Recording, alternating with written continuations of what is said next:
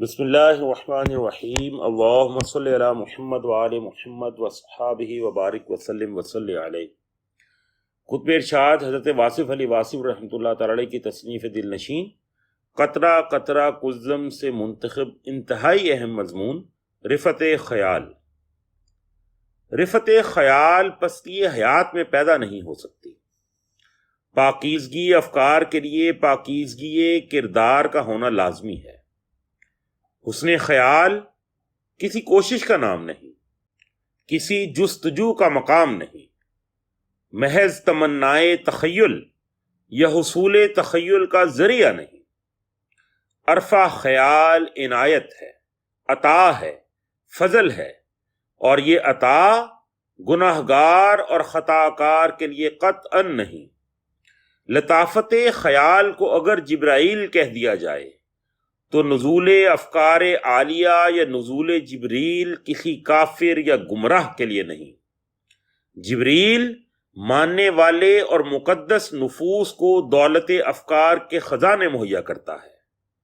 ناپاک زندگی پاکیزہ خیال سے محروم رہتی ہے۔ رفت خیال کو جاننے سے پہلے یہ دیکھنا چاہیے کہ پستی حیات کیا ہے۔ وہ کون سا انداز حیات ہے جس کے نصیب میں تخیل کی بلندی یا رفت خیال نہیں ہے۔ لالچ یا لوبھ انسان کی زندگی کو پست کر دیتا ہے۔ اشیاء کا حصول، مال کی تمنا، مرتبوں کی حسرت انسان کو اور انسان کے باطن کو صحرا کی ویرانیاں عطا کرتے ہیں۔ لالچ زدہ دل ہمیشہ خوف زدہ رہے گا۔ خوف کبھی بلند پرواز نہیں ہو سکتا۔ لالچ ظاہر کی زندگی پر زور دیتا ہے اور خیال باطن کا عروج ہے۔ لالچی انسان کے نصیب میں باطن آشنائی نہیں ہوتی۔ اشیاء کا حصول، اشیاء کی محبت، اشیاء کی نمائش، اشیاء کا غرور فنا کے دیس کی باتیں ہیں، اور بلند افکار یا بلندی نگاہ بقا کی بستی کے نشانات ہیں۔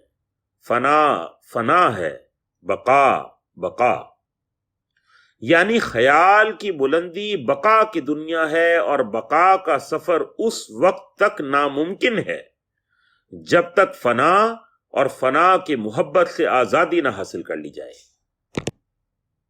جب انسانوں کا گھر سامان سے بھرا ہوا ہو، دل تمناؤں سے بھرا ہوا ہو، پیٹ خوراک سے بھرا ہوا ہو، تو ایسی حالت میں ذہن کا خالی ہونا لازمی ہے۔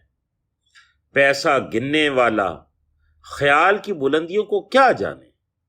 بلند خیال انسان اشیاء کے حصول اور اپنے حصول پر غرور سے آزاد ہوتا ہے۔ وہ جانتا ہے کہ اگر مکان اپنے مکینوں کی پہچان ہے تو مکین مر چکے ہیں، ان کا ہونا نہ ہونے کے برابر ہے۔ ان کا اپنا مکان ان کے اپنے آپ سے زیادہ اہم ہے۔ ان کا حاصل ان کی اپنی زندگی سے زیادہ ضروری ہے۔ بس یہی رکاوٹ ہے بلند خیالی میں۔ بلند خیال انسان اپنے مکان کی خود پہچان ہے۔ وہ جہاں بھی رہے وہ جگہ اس کے دم سے پہچانی جائے گی۔ بلند خیال مکین اپنے مکان کی خود ہی زینت ہے۔ اسے کسی اور شے کی ضرورت نہیں جس سے مکان کو سجایا جائے۔ اس نے اپنے مکان کو اپنی ذات سے عزت بخشی اور اپنے آپ کو بلند خیالی سے معزز کیا۔ وہ اس دنیا میں رہتے ہوئے کسی اور دنیا میں رہتا ہے۔ پست خیال انسان اپنے وجود کو پالتا ہے، اور بلند خیال انسان اپنے وجود کو اجالتا ہے۔ وہ خود سوزے دوام کے سفر پر رہتا ہے۔ پست خیال انسان آکاش بیل کی طرح خود پھیلتا ہے اور دوسروں کو پھیلنے سے روکتا ہے۔ وہ دوسروں کو ان کے حقوق سے محروم کر کے اپنے نفس کی تسکین چاہتا ہے۔ بلند خیال انسان شمع کی طرح جلتا ہے اور روشنی دیتا ہے، جلتا ہے، روشن رہتا ہے۔ بلند خیالی روشنی ہے۔ وہ روشن رہتا ہے، روشن کرتا ہے، اور پھر اپنے اصل کی طرف یعنی نور کی طرف رجوع کر جاتا ہے۔ اس کی زندگی دوسروں کے لیے اور دوسروں کا دکھ اپنے لیے۔ وہ بلند خیال ہے۔ پست خیال کو ہم خیال بنانا اس کا دین ہے، اس کا مذہب ہے، اس کا منصب ہے۔ ہر پست خیال خود غرض ہوتا ہے اور ہر بلند خیال بے غرض۔ بہرحال حصول اور وصول کی تمنا انسان کو پستی میں جکڑ دیتی ہے۔ پست انسان سے اگر اللہ پوچھے کہ تم کو بہشت میں بھیجوں یا دوزخ میں، تو فوراً کیا اٹھے گا؟ جناب، جہاں 2 پیسے کا فائدہ ہو وہیں بھیج دو۔ فائدہ پست انسان کا پسندیدہ شغل ہے۔ وہ ہر بات میں فائدہ تلاش کرتا ہے، ہر کام میں فائدہ۔ وہ فائدے حاصل کرتا رہتا ہے اور زندگی ضائع۔ فوری فائدہ اس کو اصل فائدے سے متعارف ہی نہیں ہونے دیتا۔ اصل فائدہ زندگی آسان ہو، سادہ ہو، پرسکون ہو، اندیشوں سے آزاد ہو، دشمنوں سے نجات ہو، زندگی بھی آسان ہو اور موت بھی آسان۔ یہ زندگی بھی آسان اور وہ زندگی بھی آسان۔ پستی افکار ماں باپ کو فراموش کر دیتی ہے۔ انسان اپنا مستقبل محفوظ کرنا چاہتا ہے، لیکن مستقبل قریب یعنی اپنے ہونے تک کا مستقبل، حالانکہ اس کا مستقبل اس کا قریب کا مستقبل، اس کا ماں بعد، قریب کا ماں بعد اس کی اولاد بھی ہے۔ اولاد بھی انسان کا ماں بعد ہے، قریب کا ماں بعد۔ بلند خیال انسان اپنے اس ماں بعد کو بھی توجہ دیتے ہیں۔ یہ درست ہے کہ بلند خیال یا بلندی خیال یا رفعت خیال وراثت نہیں چھوڑتا، لیکن بلند فکری کا اصل نقطہ اصلاح فکر ہے۔ صاحب خیال اپنی اولاد سے مقابلہ نہیں کرتا، حصول اشیاء کا مقابلہ۔ وہ اپنی اولاد کو دعوت نگاہ دیتا ہے، دعوت خیال دیتا ہے، اولاد کو اس کی فطری صلاحیتوں کے بیدار کرنے میں مدد دیتا ہے۔ اگر بیٹا باپ کی فکر، باپ کے تخیل اور باپ کے حسن خیال کا شاہد نہ ہو تو دونوں کا ماں بعد خطرے میں ہے، لیکن ایک استثناء کے ساتھ۔ اگر باپ نوح علیہ السلام ہو تو بیٹا باپ کے حسن خیال سے محروم بیٹا طوفان کی نظر ہوگا۔ باپ کی دعا اسے بچا نہیں سکتی۔ اگر بیٹا ابراہیم علیہ السلام ہو تو اپنے حسن خیال کے وثوق سے باپ کو دعوت دے اور انکار کی صورت میں صنم خانہ آزری تباہ و برباد ہو جائے۔ بہرحال حسن خیال دعوت خیال ہے، اور یہ دعوت محبت اور ہمدردی سے دی جاتی ہے۔ لوگوں کو آنے والے زمانوں کی طرف اشارے کیے جاتے ہیں، گزرے ہوئے زمانے دہرا کر سنائے جاتے ہیں۔ لوگوں کی ہوس پرستی اور ذات پرستی یعنی خود پرستی کے خوفناک نتائج سے آگاہ کرنا بلند نظری کا مطمع نظر ہوتا ہے۔ غیروں کو محبت سے دعوت دی جاتی ہے، اپنوں کو صرف اطلاع ہی کافی ہے، اور اگر اپنے قبول نہ کریں تو اپنے کیسے اپنے جدا کر دیے جاتے ہیں۔ بہرحال بلند خیالی کی بات ہو رہی ہے۔ بلند خیالی کی وضاحت کیا ہے؟ وہ کیا شے ہے جسے بلند خیالی کہا جا سکتا ہے؟ کیا بلند خیالی یہ ہے کہ زمین پر بیٹھ کر آسمان کی باتیں سوچی جائیں؟ نہیں، قطعاً نہیں۔ بلکہ اس کے برعکس بلند خیالی یہ ہے کہ زمین پر بیٹھ کر یہ نہ بھولنا کہ ہم زمین پر بیٹھے ہیں، اور زمین پر بیٹھنے والے خواہ کتنا ہی اکڑ اکڑ کر چلیں، آخر زمین کے اندر سما جاتے ہیں۔ مطلب یہ نہیں کہ ہم زمین پر چلنا چھوڑ دیں اس لیے کہ اس کے اندر سما جانا ہے، نہیں، قطعاً نہیں۔ صاحبان خیال اپنے اعمال کا خیال رکھتے ہیں، وہ اتنا بوجھ اٹھاتے ہیں جس سے سفر آسان رہے۔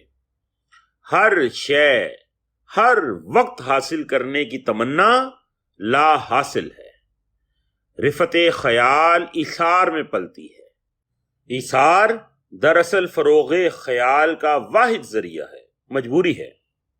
مجبوری یہ ہے کہ رفت خیال خوش خیالی یا خوش فہمی نہیں ہے۔ رفت خیال اظہار میں ضرور آتی ہے اور اس اظہار سے لوگوں کے لیے منفعت ہے۔ صاحب خیال کے لیے خیال صرف سوز ہے، وجدان ہے۔ خیال خیال نہیں ہے، جذبہ ہے۔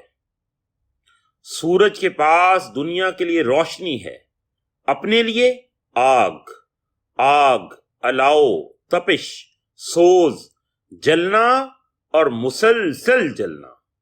تو مجبوری یہ ہے کہ اگر انسان بخیل ہو تو اسے رفت خیال کیسے مل سکتی ہے؟ اسے سورج کون بنائے گا جو روشنی دینے سے انکار کرے؟ مزاج میں سخاوت اور ایثار نہ ہو تو کبھی رفت خیال نہیں مل سکتی۔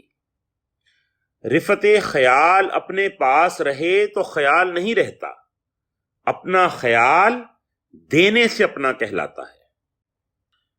مجبوری یہ ہے کہ زندگی کے تمام اثاثوں میں، تمام خوبیوں میں، تمام حاصل میں سب سے قیمتی، سب سے اعلیٰ شے حسن خیال ہے۔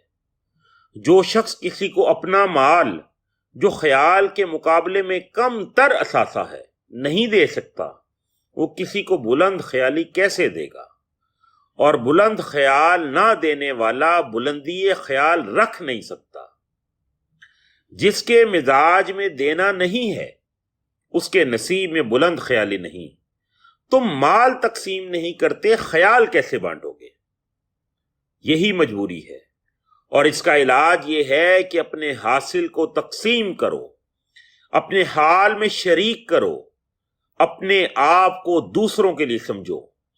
یعنی جو تم نے دیا وہ تمہاری بلندی ہے، جو تم لیتے ہو، جمع کرتے ہو، جس کا اپنی ذات تک استعمال رکھتے ہو، جس پر مغرور ہو، جس حاصل سے لوگوں کو افسردہ کرتے ہو، جس مرتبے سے انہیں ڈراتے ہو، جس علم کے ذریعے لوگوں کو پریشان کرتے ہو، سب خود غرضی ہے، سب پست خیالی ہے۔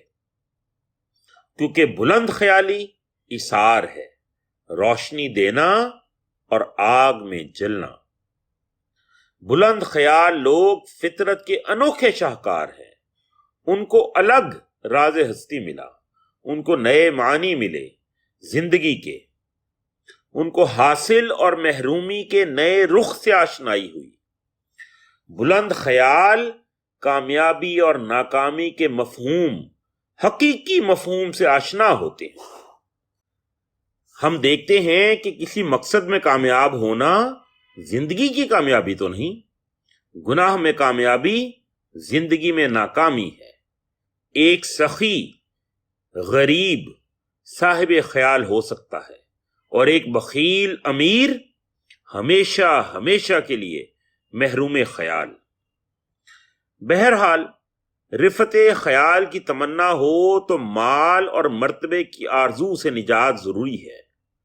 لذت وجود سے گریز کرنے والے رفت خیال سے آشنا کرائے جاتے ہیں۔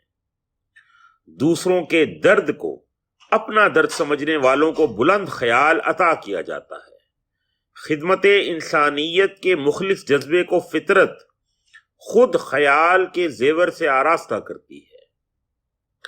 بلند خیالی انسان کا وہ حاصل ہے جو کوشش سے نہیں نصیب سے ملتا ہے۔ بلند خیال انسان خاک نشیں ہو تب بھی عرش نشیں ہے۔ رفت خیال چونکہ عطا ہے اس لیے صاحب خیال ہمیشہ عطا ہی کرتا ہے۔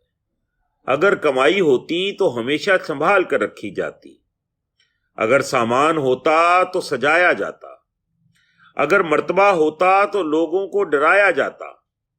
لیکن یہ تو عطا ہے، دینے والے کا عمل، دینے والے نے دینے کے لیے دیا، بس دینے والوں کو اور اظہار کرنے والوں کو بلند خیالی اس لیے ملی کہ وہ خود چراغ کی طرح جلیں اور روشنی بانٹیں۔